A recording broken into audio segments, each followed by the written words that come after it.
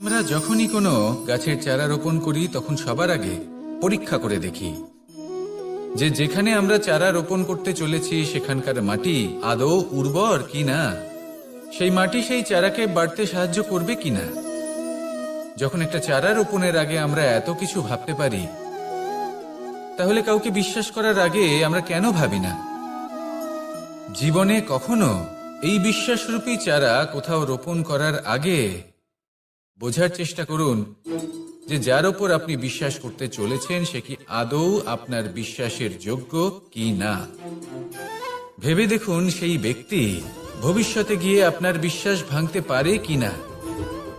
এটাও ভেবে দেখুন যে যাকে আপনি বিশ্বাস করতে চলেছেন তাকে আপনি বিশ্বাস করলে নিজের জীবনের উদ্দেশ্যে আপনি অগ্রসর হতে পারবেন কিনা।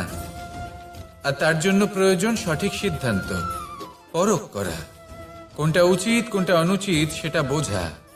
আর তাতে কিন্তু আপনি সন্দেহবাতিক হবেন না, তাতে আপনি আরো নিপুণ হয়ে উঠবেন। তাই যদি আপনি নিপুণ হয়ে উঠতে চান তাহলে বোঝার চেষ্টা করুন, পরখ করে দেখুন, কোনটা উচিত কোনটা অনুচিত বুঝুন। আর বিশ্বাস তখনই করুন যখন আপনি 100% নিশ্চিত হবেন যে সে বিশ্বাসের যোগ্য। আসুন আমার সাথে ভালোবেসে বলুন, রাধা।